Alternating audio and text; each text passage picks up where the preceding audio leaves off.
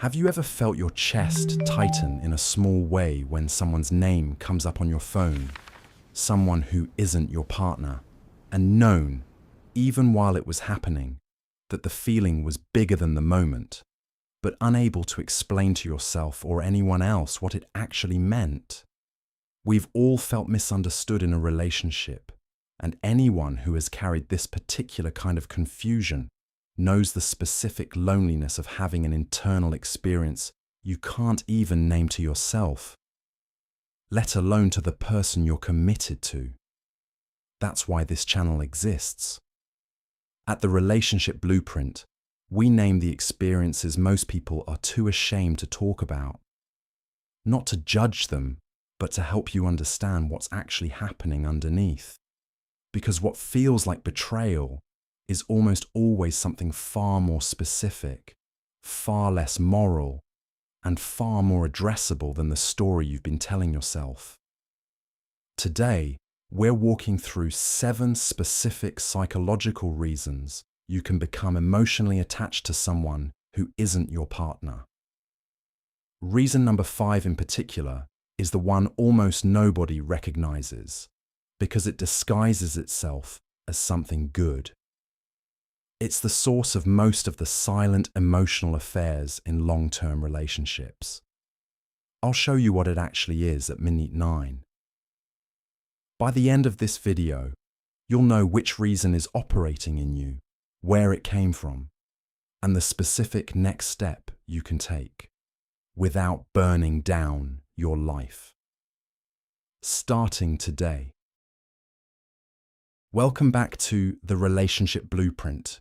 Subscribe if you're new video every week. Now let's talk about something almost nobody can talk about honestly. Before we get to the 7 reasons, I need to do something important.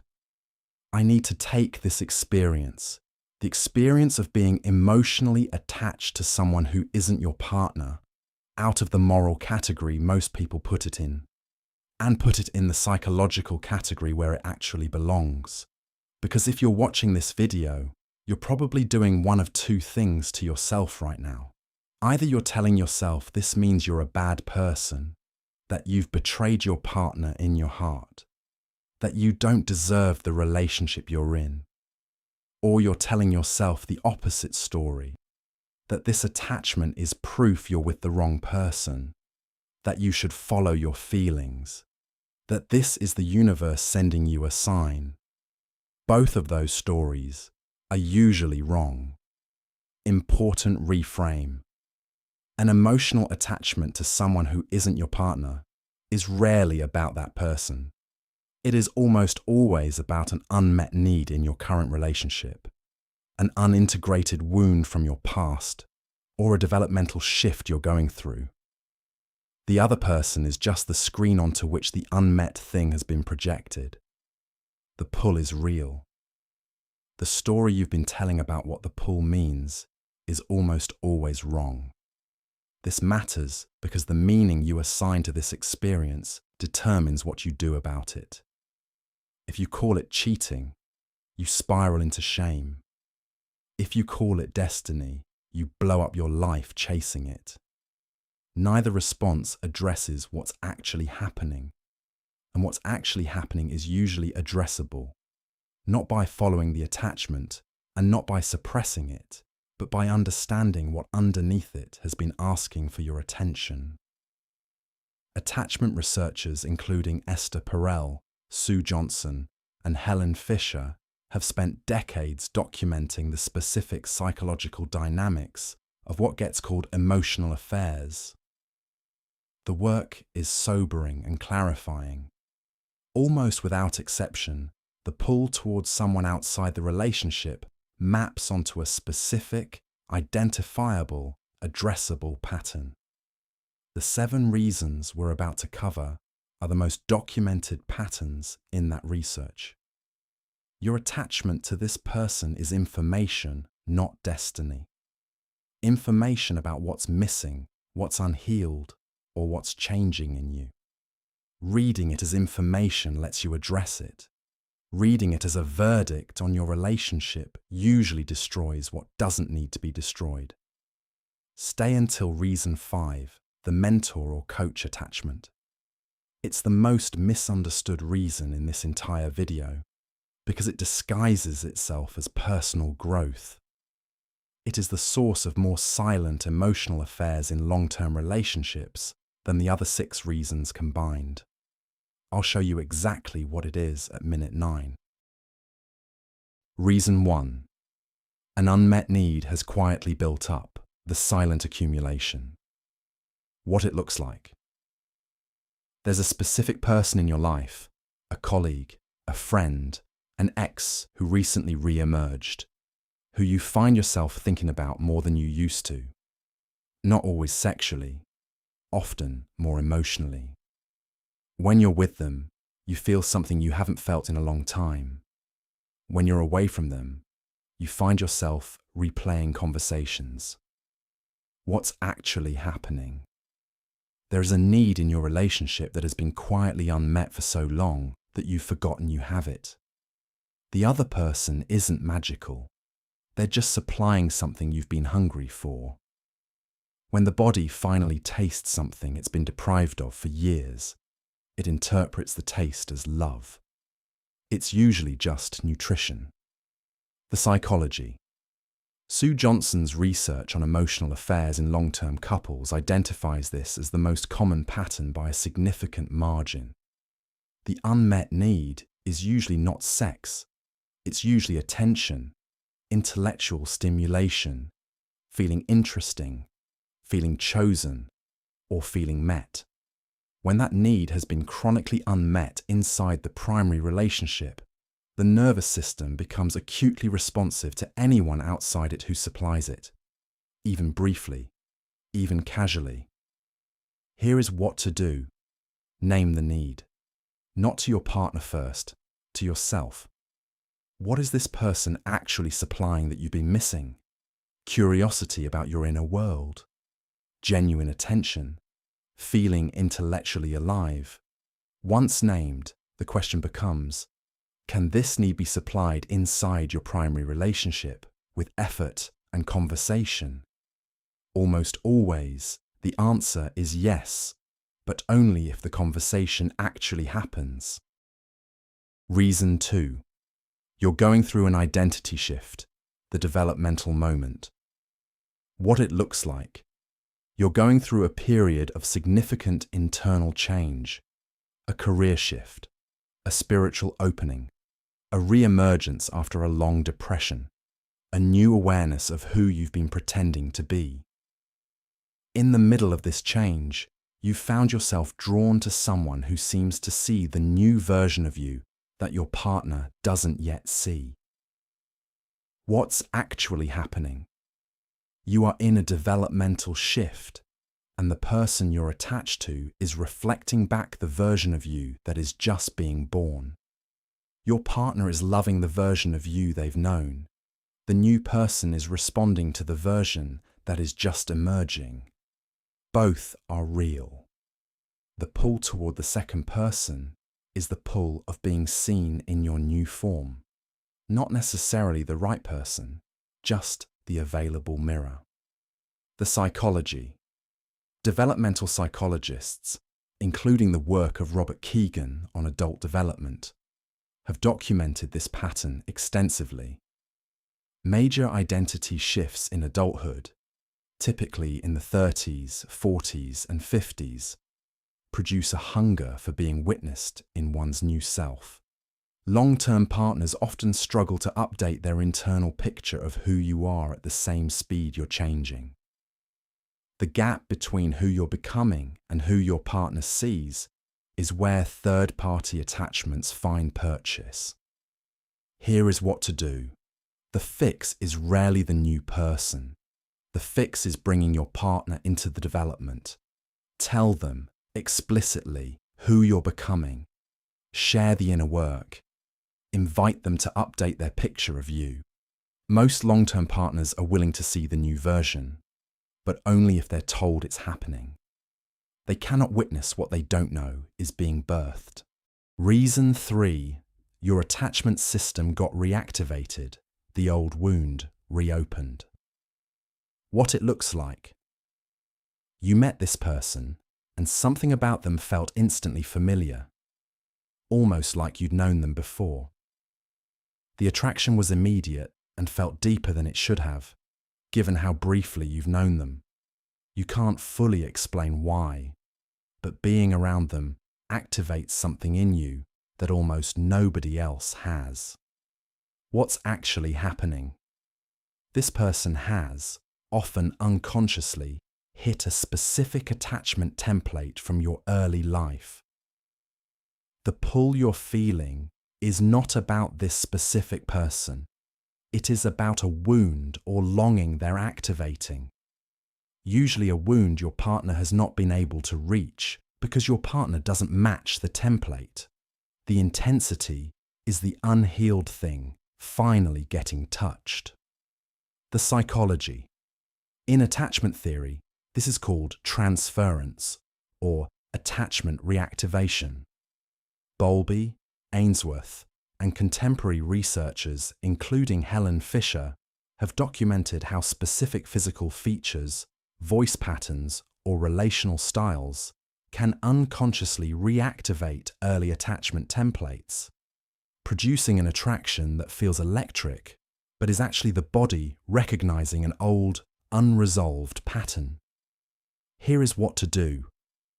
The work is to bring the activated wound into your own awareness rather than into action. Ask, what does this person remind me of? What old longing is being touched? The pull will lose much of its intensity once you can name what is actually being activated. The attraction was never about them. It was about something in you that finally felt the right shape of pressure. Reason 4. You're avoiding something hard in your real life. The displacement strategy. What it looks like. Your fantasy life involving this other person has become larger than your actual life. You think about them when you should be thinking about your work, your responsibilities, the difficult conversation you keep avoiding with your partner. The fantasy has a quality of escape. It's not just attraction, it's exit. What's actually happening? The attachment is functioning as an escape route from something else in your life that needs your attention. Usually something that feels too big, too sad, or too hard to face directly. The other person isn't the goal. They're the door. The door exists because you're looking for a way out of a room you don't yet know how to redecorate. The psychology. Esther Perel, in her work on infidelity and desire, describes this pattern as the affair as an exit strategy from one's own life. The attraction is amplified by the dissatisfaction not just with the relationship, but with the trajectory the person is on, their work, their stage of life, their unaddressed grief, or their lost dreams. The other person becomes a symbol of the unlived life. Here is what to do. Ask yourself, if this person disappeared tomorrow, what about my actual life would still feel unbearable? That answer is the real work. The attachment is borrowing energy from your unaddressed dissatisfaction with your own life. Address the actual unbearable thing, the career change, the unspoken truth, the grief you've been avoiding, and the attachment usually loses most of its grip. Reason 5. You've mistaken being seen intellectually for being loved, the mentor or coach attachment. Reason 5. The one I told you would land hardest. Pay close attention here, because this is the reason that lives quietly inside many of the most stable-looking long-term relationships in the world. And it is responsible for more silent emotional affairs than the other 6 reasons combined. What it looks like. There is someone in your life, a therapist, a coach, a mentor, a particularly attentive friend, a colleague who genuinely sees your work, who has begun to occupy a disproportionate amount of your emotional bandwidth. The relationship is not sexual. It may not even be flirtatious, but you find yourself thinking about them often, looking forward to your conversations, feeling slightly more alive after seeing them, and you've started wondering whether something is wrong with your marriage. What's actually happening? You have mistaken the experience of being intellectually and emotionally witnessed for the experience of being loved. The two feelings live very close together in the nervous system, and most people have never been taught to distinguish them. This person isn't your soulmate. They are giving you what every person needs, and almost nobody gets in adulthood: sustained, curious, undefended attention to who you actually are. That experience produces an emotional response we've been trained to call love. It is something else. Here is why this reason is so misunderstood. In adulthood, especially in long-term relationships, the experience of being deeply witnessed becomes vanishingly rare. Your partner stops asking questions because they think they know your answers. Your friends are caught up in their own lives. Your parents see you as a child. Your co-workers see you as a function. The number of people in any given adult's life who are genuinely curious about their inner world, sustained over time, is often zero. And then someone arrives who pays attention: a therapist, a coach, a new friend, a mentor, someone whose job or temperament is to actually notice you. And that experience of being seen in a way you haven't been seen in years is so emotionally powerful that your nervous system, which has no other vocabulary for it, labels it as romantic love. Because where else in modern adult life do we encounter that level of being witnessed except in romance? The psychology. This pattern is the most documented attachment phenomenon in psychotherapy research. It's called the transference in psychodynamic literature, and it's well documented in coaching, mentorship, and even sustained intellectual friendships. The pull is real. The interpretation, almost always, is not. What feels like falling in love is actually the experience of being met, which the nervous system has nothing else to compare to except romance. Here is the test that distinguishes this attachment from genuine romantic attraction. Ask yourself, do I want a life with this person, or do I want to be seen the way this person sees me? Be honest. If the answer is the second one, and it almost always is, then the attachment isn't about them. It's about a need for sustained witnessing that your current life has not been supplying. The person isn't the goal. The being seen is the goal. And here's the part that's genuinely painful to face. That need can be supplied by therapy, by deepened friendship, by inviting your partner into a more curious relationship with who you actually are now. The person you're attached to is not the unique source. They're just the available source.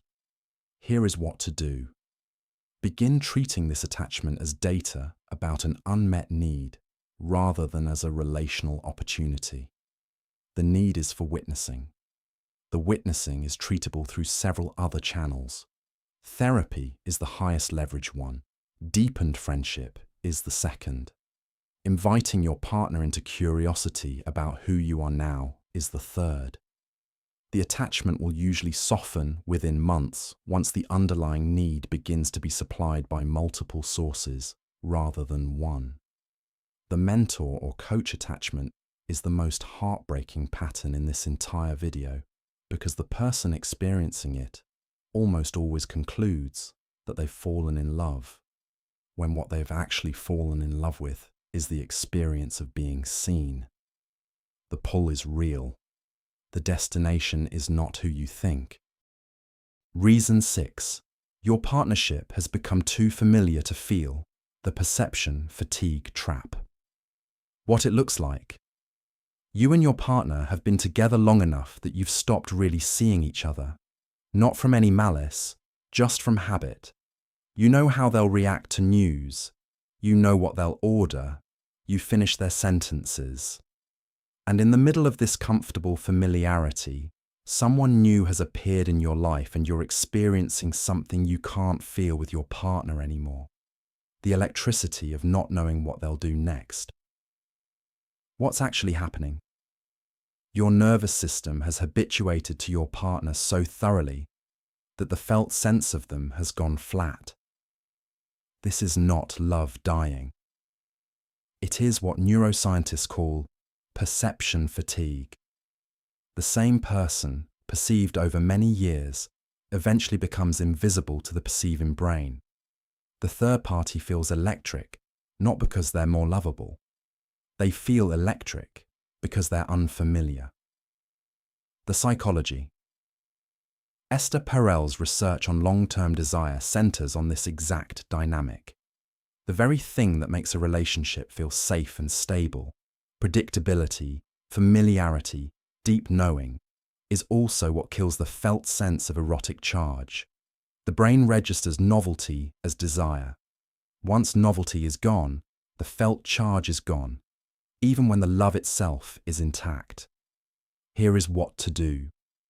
The work is to disrupt the familiarity from the inside. Take your partner somewhere unfamiliar. Ask them a question you don't know the answer to. Watch them do something they're skilled at from across the room, as if you don't know them. Many long-term couples report that small interruptions to the familiar pattern can restore measurable amounts of the charge that perception fatigue removed. The familiarity isn't the enemy. The autopilot is. Reason 7. You're looking for permission to leave, the exit disguised as attachment. What it looks like. You've been quietly unhappy in your relationship for longer than you've been willing to admit, and now this attachment to someone else has emerged, and a part of you is using it as evidence, as the reason you can finally leave. The attachment isn't making you want to leave. You've wanted to leave for a long time.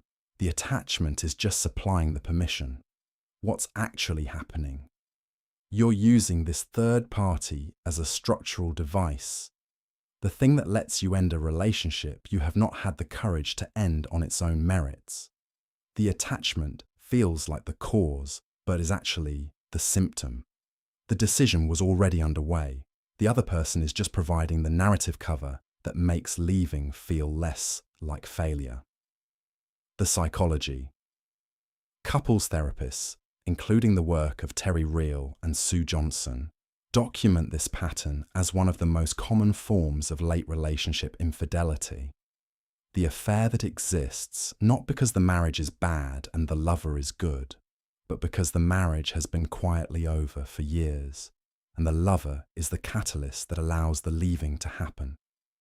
Painful, but clarifying. Here is what to do. This is the only one of the 7 reasons where the question is genuinely about the relationship, rather than about the third party. Ask, if this other person disappeared tomorrow, would I still want to leave my relationship? If yes, then the third party is not the issue. The issue is that you've been wanting to leave, and you need to address that question directly. With a therapist, with honest conversation, with the courage to ask it without the cover of someone else. The third party deserves better than to be your exit ramp. So do you. 7 reasons. 7 distinct ways an emotional attachment can form to someone who isn't your partner. And underneath all of them, one piece of advice that almost nobody gets, but almost everybody needs. Don't make the decision yet. The decision, whether to stay, whether to leave, whether to confess, whether to walk away from the other person, can wait. What can't wait is the work of understanding what your attachment actually is. Most people, in the position you might be in right now, try to solve this with action before they've solved it with understanding. They either burn down the marriage or guilt themselves into pretending nothing is happening. Both responses skip the most important step, figuring out what this attachment is actually about. Here is the practical version of that step. Step 1. Identify which of the 7 reasons applies. Be specific. It can be more than one. Most people will recognize themselves in 2 or 3. The combination tells you something different than any single reason would. Step 2. Name the underlying need or pattern. If it's an unmet need, what is it? If it's a developmental shift, what version of you is being born? If it's a reactivated wound, what does this person remind you of? The naming is half the work. Step 3. Address the underlying thing directly. Through therapy, through conversation with your partner, through deepened friendship, through honest internal work. The point is not to suppress the attachment. The point is to address what the attachment has been telling you. Once the underlying thing is being attended to, the attachment usually softens on its own. Step 4. Then, only then, decide.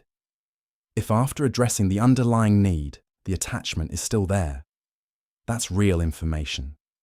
If it's not, you just saved a relationship that didn't need to be destroyed. Either way, you'll be making the decision from clarity rather than from confusion. And the difference between those 2 decisions is usually the difference between regret and integrity. The attachment is information about something that has been asking for your attention. It is not a verdict on your relationship and not a destiny pulling you toward a new one. Treat it as data. Address what it's pointing to.